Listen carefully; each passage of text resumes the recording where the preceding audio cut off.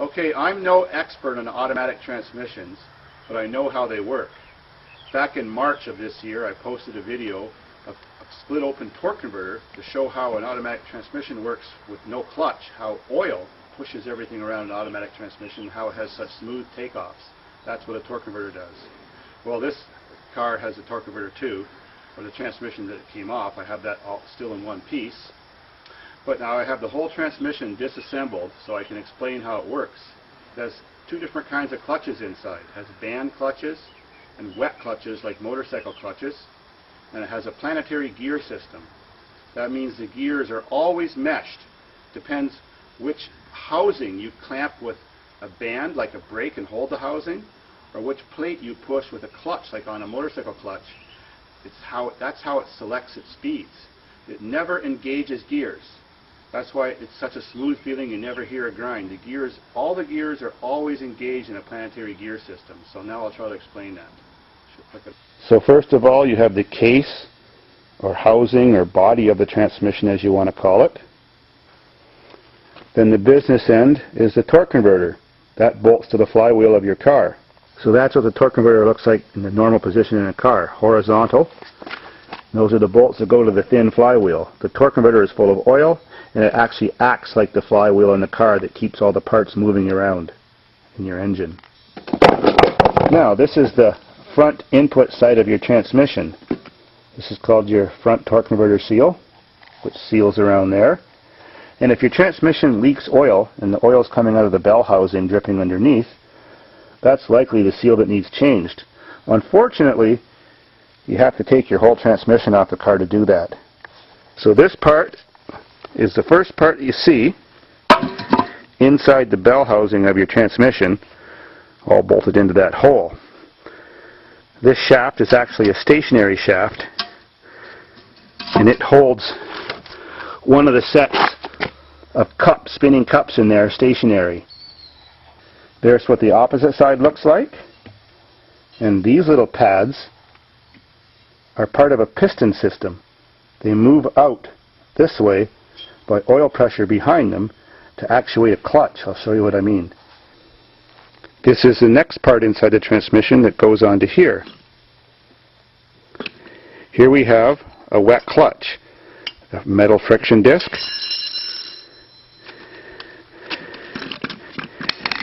and a fibrous friction disc, not made out of metal, made out of something like the stuff on a brake pad. It probably will snap. Well, actually it didn't snap. It's got a little bit of aluminum in the middle. But it does work like a brake pad. Well, there's a whole bunch of them here. So what happens is, when the transmission wants to go to a certain gear,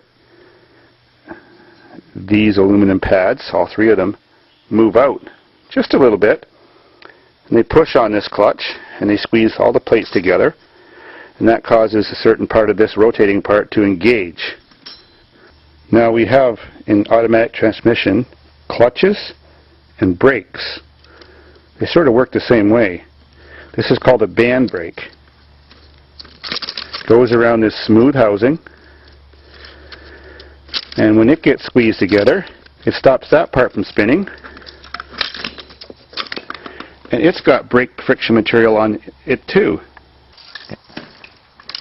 So, when it's necessary for this transmission to change a gear, and it needs to brake this rotating cylinder, one bump is affixed to the housing of the case, so it's stationary, and one of these pistons, this goes in a little cylinder I'll show you in a minute, one of these pistons, that's the actuator pin, pushes on this band brake and clamps it, and it stops all this from turning. So that's how that gear is shifted. This is a 4-speed automatic. Now in the back here is another wet clutch, just like a motorcycle. Friction material, drive plate, so on and so on. When your automatic transmission wears out, it's not the gears that wear out, it's either the bushings in here, rubber O-rings and seals, or the friction material on these plates. That's how you get such smooth shifts in an automatic. There is no gears engaging. It's always these brakes or these clutches just being squeezed together to shift gears. Now this is the input shaft. Get all this out of the way. The way this was assembled was like this. And that went through there.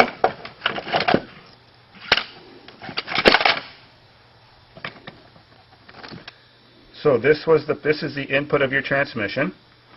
This is the oil pump drive shaft. The torque converter always needs oil pumped into it, because if there isn't oil pumped into it, gravity causes it to leak halfway down to the middle, and it runs back into the oil pan of the transmission.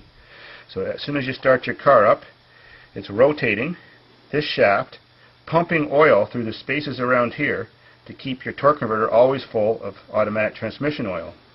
This is a stationary shaft. It just stays in this position all the time, affixed to the transmission. And this shaft is the input shaft where all the power from your engine, from the inside part of the spinning torque converter, which is like the clutch, drives all these clutches and everything and gears inside. On this particular transmission, there's another clutch in here, and if you notice, the metal's all black and burnt looking. This is a bad transmission, even though the rest of the transmission is good, because the clutch pack in here is burned out. The friction material got burned off, and the reason it got burned off is because it had low oil in the transmission, and the person was revving it because there was a transmission leak, and that causes not enough pressure to engage the clutch, and that caused the clutch to slip when he was revving it hard, and that burnt out all the plates in here. Just like I said before, when automatic transmissions go bad, it's these clutch plates or O-rings that wear out, or bushings between all these cylinders. This is the final output of the transmission. This goes to your drive shaft. That worm cut gear, or helical cut gear, is for the worm drive for the speedometer pickup.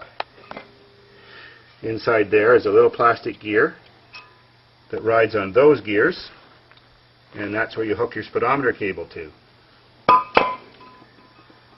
All these notches back here is a thing that goes click, click, click, click when you put your car into park. And this little actuator arm, or lever, grabs one of those notches, and that's park on your car. That's all that holds your car. So if you put your car into park while it's still moving, this goes click, click, click, click, click through all those little bumps. Now this is the business area of the transmission. That's called your planetary gear system. It's kind of hard to show. It also has another braking clutch here, and another piston that actuates it. So what happens when it wants to change a certain gear, all this clamps together, and it's pushed by this piston and hydraulic pressure to clamp like that. Show you what's inside.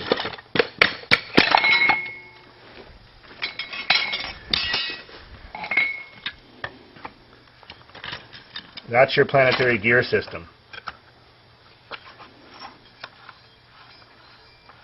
And inside here, that drives it, is a main gear. And another one. And you can see inside.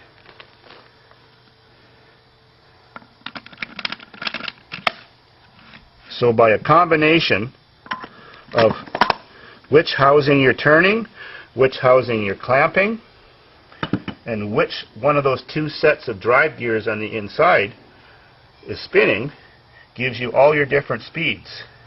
And then the power is transmitted to the outside of these gear teeth to that housing here.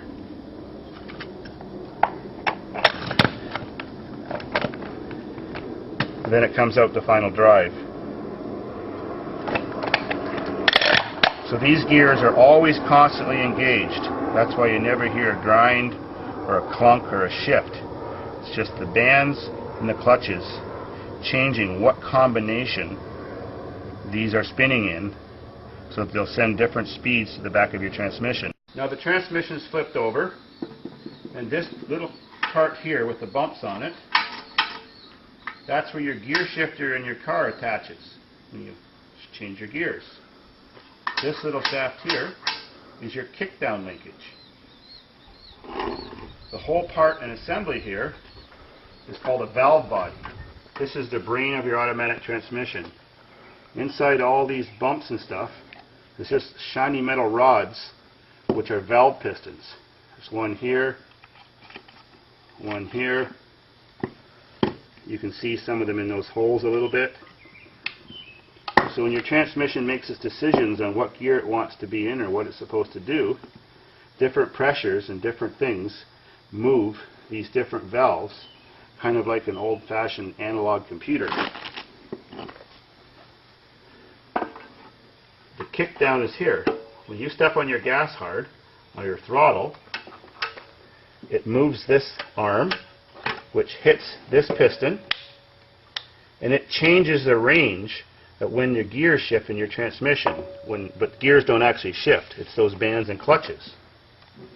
When you want to select your different gears in your transmission, like forward, reverse, drive, neutral, all that stuff, this is the lever that does it. That's hooked directly to your shifter arm, and it just moves out this little piston.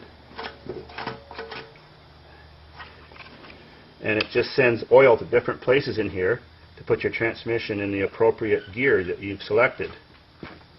The clicking you feel when you're switching gears is just these bumps riding against a roller spring.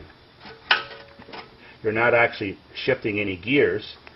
You're just smoothly moving a piston by feeling pressure against these bumps to hold it in the right position. This little arm here actuates this thing, which is your park arm I already just showed you. So it either lifts this arm up so it's not in park, or lets the arm fall down by spring tension, and it catches one of those notches and it is in park. So that little arm does that.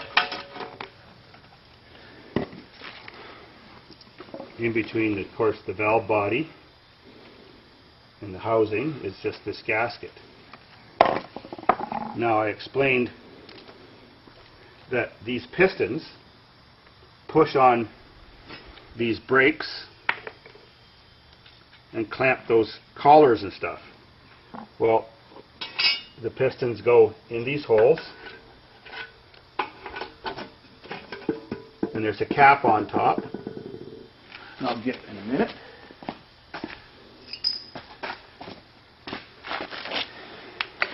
And the cap is held on just by a C-clip, and oil flows in between the cap, and it pushes the piston down, and that pin clamps one of these brakes. And of course, there's the other one. Well, when fluid flows in there, it can cause the brake to clamp really quickly and make your transmission jerk like it's got a shift kit in it. A hard shift. Well, to make smoother shifts, we have a shift dampening plunger. It's just like a little idler piston. It makes it more gentle. So when the fluid flows into one of these pistons to actuate one of these brakes, it has this little piston to push against because it's on the same pressurized volume, and that just smooths out the fluid pushing on here so it doesn't just hit it so hard and cause a hard shift. This little thing dampens it and moves back for a second to reduce the pressure to cause a smooth, gradual shift, so it's effortless. It's a seamless shift in your transmission. And I guess finally, your valve body is sitting there, pointing towards the ground in your transmission. And that part here is your oil pickup tube, and this is the oil filter. Oil comes in here, goes through a thick piece of paper, and is always filtered while the transmission is continuously sucking up the fluid. Okay. And as always, a phone call. Now that I've got this whole thing tore apart on the floor, the disassembly process, once I got the front housing off, everything else was just held in there just by a few C-clips. The reason you check your oil on your transmission while it's running is because it has to fill up the torque converter to show the right level in your case, in the oil pan.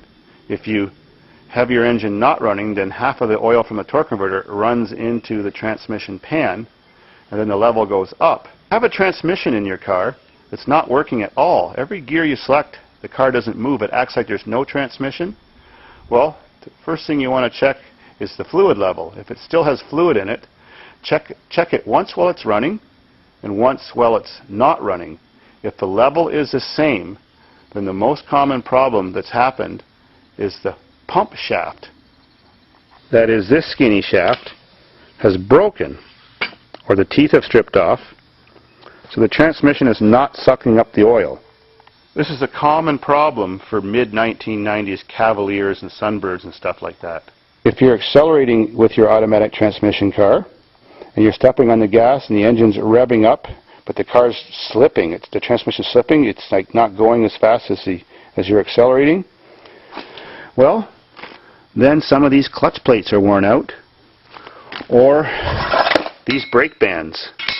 When they wear out, they discolor your fluid, so it looks like that. It's kind of a brownish color. All that friction material, which is brown friction material, ends up in the oil and makes it cloudy. A good healthy transmission has bright red, clear oil, and it doesn't have a burnt smell. When those clutches are slipping, or those brake bands, they always leave a burnt smell. And as you can see, it's pretty murky and exactly what you don't want to see in an automatic transmission. And inside the housing is not much, just some notches to hold those outer edges of some of these clutches, thrust bearings, basically just empty space. Now, as we all know, Chrysler minivans, especially with the 4-speed automatic transmission, had a problem with all their transmissions going bad too. Well, it wasn't much of a problem with clutch plates, it was a problem with D-rings. That's a big rubber O-ring made out of gray rubber, or neoprene, that had to do with sealing around the clutches and so that it could have pressure to actuate the clutches. I don't actually have a D-ring with me right now, but they're about that size. There's just a big floppy rubber O-ring like this metal ring. And they're called a D-ring because just like this ring, the inside edge is square, but the outside edge was rounded. So if you cut one and split it, the profile would look like a D. That's what would wear out on them. But it's unfortunate that you had to take the transmission out of the car, completely disassemble it like this, just to put one of those D-rings in, or a couple of them in. Oops, dinner's ready. Hope you learned something. I've got to go. Oh yeah, one more thing to mention. This being a 4-speed automatic overdrive transmission, that means it has a circle around the D on your selector. Overdrive means that the output shaft of the transmission comes out of the back, that goes to your drive shaft, is spinning faster than the input of the transmission, the torque converter, so it's overdriving. On a 3-speed automatic transmission, that never happens. On a 3-speed automatic, third gear is always, the output shaft is spinning at almost the same speed as a torque converter. The reason it's not spinning at the same speed is because torque converters have some slippage, unless you have a lock-up torque converter, and then for sure when you're driving on the highway, the torque converter or the RPM of the motor is the same as the output shaft of the transmission.